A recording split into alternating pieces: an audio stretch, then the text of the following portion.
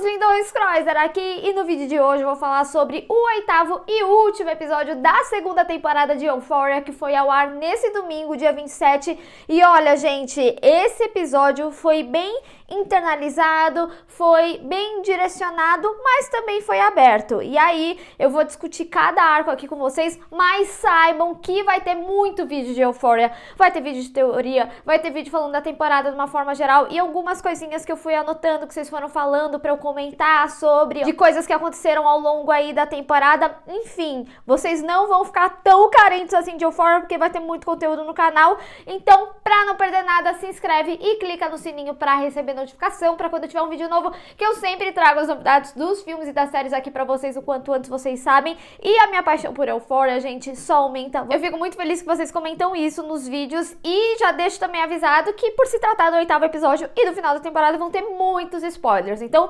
fiquem aí avisados. Bom, gente, a gente teve a parte 2, né, da peça da Lexi, e como não falar sobre a caótica peça, mas também muito ovacionada. A escola gostou muito dessa história que foi contada, como a gente também gostou na primeira temporada, mas eu gosto como esse episódio também fala como um todo da temporada, de como as coisas são muito internalizadas naqueles personagens. Tem muita coisa que não é dita em diálogo, mas a gente também vê isso sendo expressado principalmente na peça da Lexi, e é muito interessante porque a gente passa a entender mais a personagem com essa peça. Primeiro que a gente já tinha, né, toda essa visão de que ela era uma pessoa que observava mais, e um dos motivos dela escrever essa peça foi justamente dela ver dessa perspectiva, mas aqui a gente também vê como a vida dela foi dura, da perspectiva dela, até porque mesmo a gente tendo o background da Cassie lá na primeira temporada, que contava algumas coisas sobre o pai, a gente vê que a relação da Cassie com o pai e da Lexi com o pai eram muito diferentes, o tipo de visão que elas tinham sobre a situação eram diferentes, e a relação das duas era diferente com o pai. Então é muito importante a gente ver a perspectiva da Lexi, inclusive, né, porque a gente vê aquela cena em que a própria mãe dela fala que parece que ela passou a vida toda cuidando das pessoas. E eu queria abrir ainda mais essa cena porque é muito interessante como a gente vê a situação dela com o pai, e daí ela abraça a Cassie, né, ela conforta a Cassie, depois a gente vê ela entrando também no hospital e ela abraçando a Leslie pela situação da Rue, e depois a mãe abraçando ela. Então a gente vê também um ciclo de conforto que cada um foi dando, como cada um foi forte um pelo outro, e o suporte que todo mundo deu. Sério, essa cena, ela é muito intensa e muito bem filmada também. Inclusive, assim, já tinha falado lá no 7º episódio, né? Essa peça da escola foi a melhor peça de escola que eu já vi na vida, mas aqui eu acho que eles intensificam mais ainda, por exemplo, quando a gente tem essas transições, né, de real e o que é a peça e etc, para aquele momento do enterro do pai da Rue, que aí ela vai pra janela, aí tem tipo uma passagem de tempo, e aí vira e tá pra aquele momento delas em frente da casa, e aí do real vai pra peça, e da peça volta pro real na fotografia ali que a mãe tira delas. É uma técnica, assim, impecável, que Euphoria, eu sinto que nessa segunda temporada intensificou mais ainda. Mas ainda sobre a peça da Lexi, né, é lógico que eu não podia deixar de falar sobre todo o caos que foi quando a Cassie subiu ali no palco e tivemos a vingança da Maddie. Sim, ela finalmente bateu na Cassie. Assim, gente, não que eu apoie a violência, mas a gente torceu um pouquinho pra Maddie ter aquele momento explosivo dela, e foram vários, né? Ela deu um tapão, depois tacou ela na parede, mas o que eu acho muito importante ressaltar, principalmente sobre essa resolução delas, que apesar de não ter sido bem uma resolução, acho que tem muita história pra ser contada aí, é que ela revela que o Nate terminou com ela antes dela subir no palco ali da peça, e tem aquela frase que tava até na promo, que a Maddie fala: isso é só o começo. Eu acho que a gente pode levar para duas interpretações aí, tá? E aí eu vou falar qual que eu acho que é mais. Uma das coisas que pode ser, quando ela fala isso é só o começo, é porque o Nate terminou com ela, e como ela teve todas essas atitudes erradas aí ao longo dessa relação que ela tinha com o Nate, inclusive de mentir pra Maddie, esse é só o começo começo do sofrimento dela com relação a tudo isso que aconteceu. Agora, a outra interpretação, e é a que eu acredito mais que a Mad queira dizer ali naquele momento, é que justamente esse relacionamento com o Nate é essa montanha-russa. Então esse é só o começo dessa sensação de sentimentos que a Cassie vai sentir nessa relação com o Nate. E é muito importante quando a gente fala do Nate, porque ele é um personagem que a gente vê que ele tem possivelmente um lado bom, mas ele não tem pretensão de ser bom. E na realidade, até o lado bom dele, ele tá falando uma mentira. Já vamos chegar ali, né, do momento do CD com a Jules e depois do pendrive, mas o Nate, ele é só ruindade. A gente não pode esquecer, né, que há alguns dias atrás ele tava com uma arma ali no quarto da Mad, e a Mad mesmo verbaliza isso pra própria Cassie, falando que ele arruinou a vida dela e que isso nunca acabava. Então, quando ela fala isso é só o começo, ele de fato vai arruinar com a vida da Cassie. Lembra que eu ficava falando da relação da Mad com o Nate, que era uma relação ioiô? Então, a gente vai ver isso com a Cassie também, só que no sofrimento que eu acredito que seja ainda mais intenso. Porque nessa segunda temporada a gente viu como a Cassie, ela também pode se autopunir, né? Então, naquele momento do 7º episódio que o Nate não tá respondendo ela, a mãe até fala pra Alex esconder as facas da casa. Então, acho que pode ir pra uma situação muito grave. A gente tem que lembrar também que a personagem, ela tem um acúmulo de problemáticas que aconteceram, como o aborto. Eu realmente acredito que, assim, a série ela só não falou do aborto porque a personagem realmente tá evitando lidar com isso. Eu acho que da mesma forma que ela não queria lidar com a Mad quando ela descobriu sobre o relacionamento deles dois, eu acho que ela também quis ignorar esse trauma dela. Até porque, como a própria Samantha falou quando ela tava fazendo um paralelo com a história dela, ela falou que ela teve a atenção errada na hora errada. Então a Cassie, ela tem um acúmulo de traumas que eu acho que pode ser sim trabalhado numa terceira temporada, apesar que a Zendaya, quando ela falou de algumas mudanças de roteiro que teve nessa segunda temporada, ela disse que algumas mudanças pareciam permanentes, que realmente não iam falar mais e etc. Eu não sei se ela se referia, por exemplo, o relacionamento do McKay e da Cassie não vai ter continuidade, então acabou ali mesmo, então não vão mais ficar falando sobre isso, ou se de repente essa questão do aborto seja algo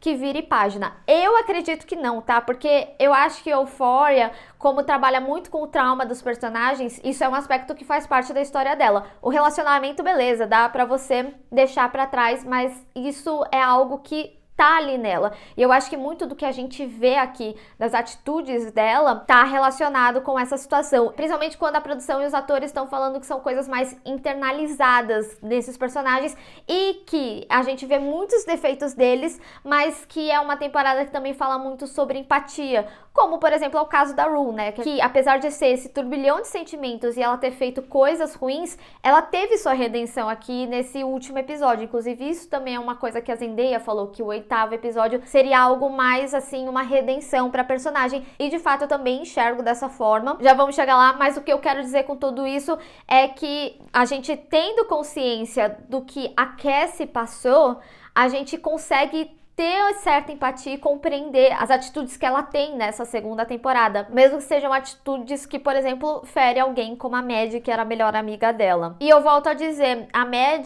ainda assim pode ser um bom apoio para Cassie em algum momento, talvez de interromper esse ciclo antes que ela se fira tanto quanto a Mad se feriu, não sabemos, né? Vamos ver como que eles vão desenvolver aí numa terceira temporada. E já que a gente tá aí falando desse relacionamento, vamos falar sobre o Nate, porque a gente viu, né, como eu falei, que mesmo na melhor das intenções dele, ele tá sendo uma pessoa completamente perversa, porque no momento que ele entrega o CD pra Jules, ela chega a perguntar, né, se haviam cópias e tudo mais, e ele fala, não que eu saiba. E a cópia que tá no pendrive justamente é desse CD, porque o Cal, ele seria preso por pedofilia. Não acredito que pelas outras relações ele seria preso, e isso é um aspecto muito importante, porque é algo que vai reverberar aí na terceira temporada, que inclusive, gente, a terceira temporada já tá confirmada pela HBO, confirmaram logo cedo, então bem provavelmente a gente vai ver reflexos disso aí. Mas uma coisa que eu quero chamar a atenção ainda nessa cena é que a gente tem um diálogo, né, entre o Nate e o Cal,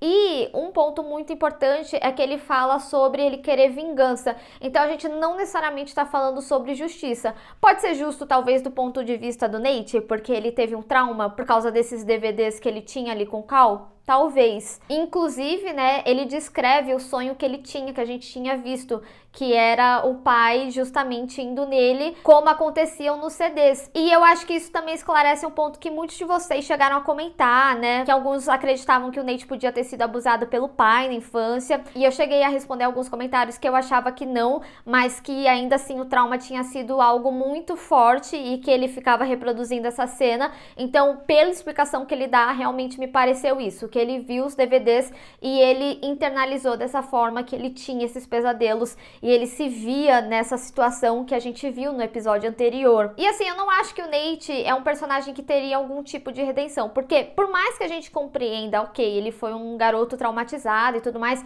ainda assim ele tem algumas situações de raiva que a própria mãe dele traz, mas é realmente muito intensa as cenas dele, né? Tanto que a gente via que ele tava ali com uma arma. Eu imaginei que ele fosse matar o próprio pai, e por algumas frações de segundo eu até pensei se ele ia perguntar pro Cal, tipo, você quer que eu te mate ou que eu te entregue, sabe? Enfim, tudo relacionado ao Nate é muito sombrio. A gente vê isso até mesmo pela forma quando ele queria terminar com a Cassie, aí ele leva ele num terreno em construção. Se alguém terminasse comigo assim, eu ia achar que eu ia ser morta ali mesmo, real. Então o Nate, ele tem um lance sombrio muito grande sobre ele, e eu não sei se ele é um personagem que encontraria a luz, se o Sam Levinson conseguiria fazer a gente ter essa empatia pelo personagem. E falando em morte, é lógico que eu não poderia deixar de falar do Astray. Gente, ai, por que fazem isso com a gente, né? Eles fazem a gente se apegar ao personagem. Obviamente a gente imaginava que essa narrativa iria pro Fesco, apesar que já estavam rolando algumas entrevistas, né?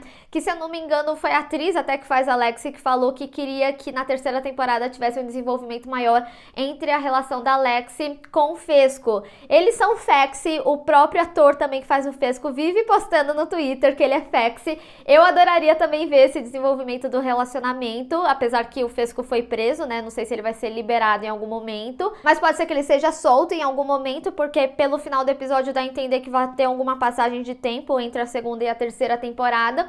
Mas eu fiquei refletindo muito sobre o primeiro episódio, principalmente. Eu reassisti a temporada maratonando pra chegar até esse 8º episódio, então eu tenho algumas coisas muito frescas na minha cabeça, porque lá no primeiro episódio, quando a gente tem o contexto da história do passado do Fesco, a gente também sabe sobre a avó dele. E é muito interessante quando a gente conhece a história da avó e a gente vê o Astray nessa temporada, como eles acabam fazendo um paralelo no final das contas, porque a avó do Fesco, ela acabava sempre lidando muito com a violência para lidar com as questões dela, até o momento que ela ficou debilitada. E o Astray, diferente do Fesco, ele lidava dessa mesma forma. Então, quando a gente tem o conhecimento de qual foi a finalização da história da avó do Fesco, é quase um prelúdio de como seria a história do Astray, né? Eu confesso que eu não tava pronta para essa perda e foi de partir o coração, né? O próprio Fesco assistir. E eu acho muito interessante porque bem nesse momento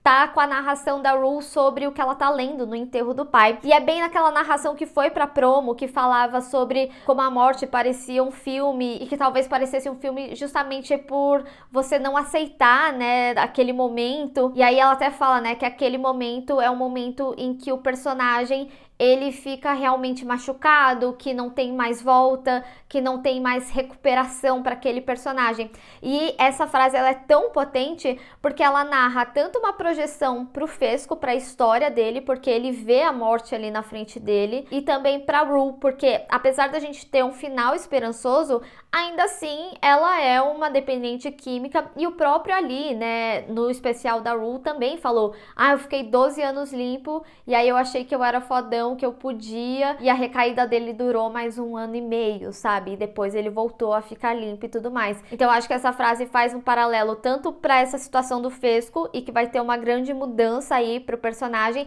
até porque nesse episódio a gente vê como o próprio Fesco projetava uma vida fora ali do tráfico, e uma vida boa. E é interessante porque no canal do YouTube de Euphoria tem tipo um doc, né, que aí os atores dão as perspectivas deles e tudo mais, e a atriz que faz a Faye, ela até chega a falar, né, que a gente consegue compreender por que o Fesco tá naquela situação, mas que ainda assim ele tem vontade de não estar envolvido com isso, mas eu sinto que isso pode ser algo que puxe ele muito assim para toda essa situação do tráfico, que talvez ele possa ficar mais violento ainda, porque a gente até vê, né, na narração a Rue falando: a Alex não conseguia entender como alguém tão doce foi para algo tão violento ali no primeiro episódio, quando ele bate no Nate.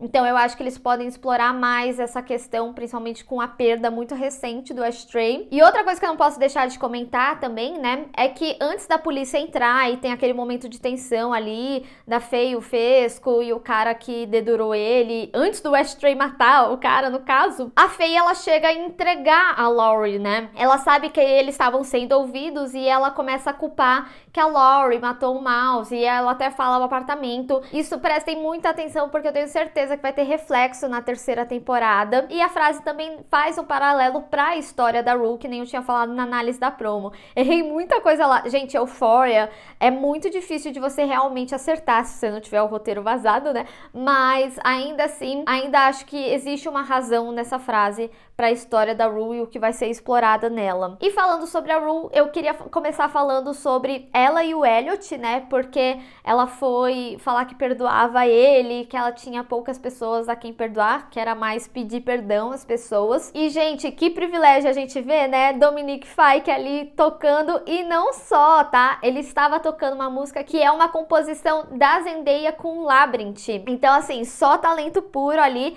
mas a gente já sabe também que o Dominic confirmou que o personagem dele estará na terceira temporada, e eu acho que essa conversa que eles têm também sobre a amizade deles também é um ponto que pode ser uma problemática para Rue lá no futuro, porque, como ela mesma fala, né, eles sabem que essa amizade não é uma coisa boa, tanto que ele pergunta: você tá usando? Ela fala que não, e ele fala que sim. Então, se essa amizade persistir, pode ser uma má influência em algum momento, que é algo que a segunda temporada vem falando desde o início, quando começou essa relação entre eles. E outra situação da Rue que eu queria comentar também, eu achei muito legal a conversa dela com a Lexi, porque quando a Lexi, ela fez a peça, ela falou que era sobre amizades que acabavam se separando, e no final das contas eu senti uma aproximação dela, da Rue, com a Lexi, justamente por esse paralelo delas terem passado por coisas similares, e talvez também da Rue dar uma perspectiva, um ponto de vista da pessoa que é a dependente química, né? E mais uma vez, mais uma pessoa trazendo conforto pra Alexi, porque era sempre a Alexi confortando, então pra mim é quase uma retribuição da Rue ali pra Alexi também. E ainda sobre a peça da Alexi e esse momento das duas, ele é extremamente importante, que inclusive foi algo que a Zendaya também falou nesse doc, é que a peça, ela acabou servindo pra Rue se ver de fora, dela entender que de fato ela passou por muita coisa. E isso é muito importante, porque quando a gente pensa no arco da Rue de uma forma geral, tem uma conversa dela com o Elliot que eu até cheguei a comentar no vídeo, sobre a morte do pai, quando ela revela que o pai tinha morrido quando ela tinha 14 anos, e o Elliot fala: nossa, isso é bem recente. Ela fala: ah, pra mim não parece, parece que já passou um bom tempo e etc. E eu chamei a atenção pra isso, de como era algo recente e de como ela refletia ainda todo esse luto que ela sente, porque a gente vê que é algo que tá nela. Ela usa o casaco do pai dela todos os dias, é uma falta muito grande, então é muito importante para ela se ver nessa perspectiva de que de fato ela sim passou por muita coisa,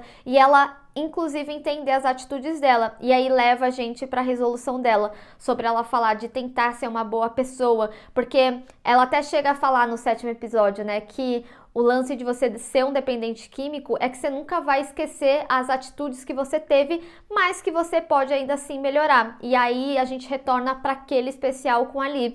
E foi uma coisa que eu falei desde o primeiro episódio. Essa temporada eles pegaram esse episódio e destrincharam cada conversa que teve ali. A gente viu a Rue tentando ser uma viciada funcional, como ela mesma fala. Eu também chamo a atenção pro 4º episódio, quando ela tem aquele encontro com Deus, como ela já começa a mudar um pouco a perspectiva dela, como, por exemplo, existirem mais diálogos que ela fala: ah, Deus sabe, Deus viu, então passa a ter uma crença maior aí dela também. Ela também, na conversa com a Alexi, chega a falar, né, ah, eu ficava muito brava quando as pessoas falavam que meu pai morreu por uma razão, e ela já tem um entendimento um pouquinho diferente aqui. E também dessa questão dela se manter sóbria, que um dos aspectos que o Ali falava também é que tentar ser uma pessoa melhor era uma boa motivação. E outro detalhe que eu chamo a atenção também é quando a Rue, ela termina a narração, quando a gente tem o fim dessa nessa segunda temporada, sobe a música e é a Zendaya cantando, e ela canta bem na hora, falando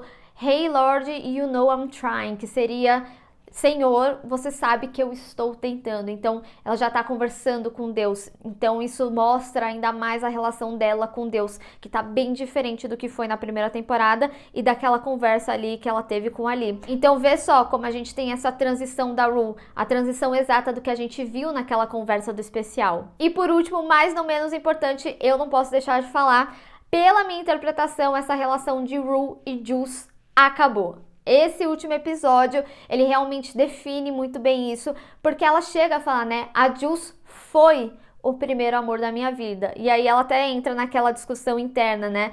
Eu não sei se isso é o grande amor realmente, porque eu tava muito chapada, mas eu sinto que tenha sido algo próximo disso, algo assim. Então ela fala muito no passado sobre ter amado, sobre ter sido o primeiro amor. Então talvez ela teria outras relações ou até mesmo não teria ninguém para se manter sóbria. Por quê? Aí a gente volta de novo no especial da Rue, porque o próprio Ali, ele chega a falar sobre esse relacionamento com a Juice, que ela não conseguiria focar nela mesma se ela tivesse em um relacionamento, porque ela focaria na outra pessoa.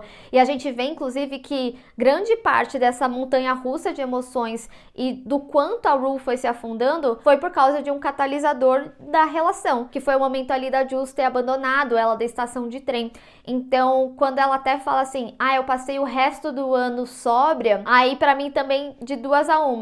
Mostra que, ok, ela conseguiu e aí ela realmente focou nela, mas que ela passou esse período sóbria. Mas a recaída talvez venha aí. Enfim, da mesma forma que essa temporada trouxe muitas questões internas, eu sinto que esse episódio, apesar de ter questões abertas, como por exemplo essa relação da Cassie, da Mad não ter tido de fato uma resolução, tudo é muito subjetivo, tudo é muito sobre a leitura. E eu vejo que eles fizeram de forma proposital. Como você lê esses personagens e como você simpatiza com as situações deles, com os problemas deles, principalmente quando a gente vê o pior deles, inclusive. E eu destaco uma fala muito importante quando o Fesco tá conversando com a Alex no telefone e mostra que essa relação, né, ela durou, eles falavam bastante e tudo mais. Ele chega a falar que ele não gostava de redes sociais porque ele não conhecia realmente a pessoa, porque as coisas que as pessoas colocam nas redes sociais não são coisas reais, como por exemplo aquela conversa que ele estava tendo com a Alex de como ela projetava ter filhos e que ela já tinha feito toda a vida dela na cabeça dela, e que conhecer a pessoa pela pessoa e não pelas redes sociais é realmente conhecer essas pessoas.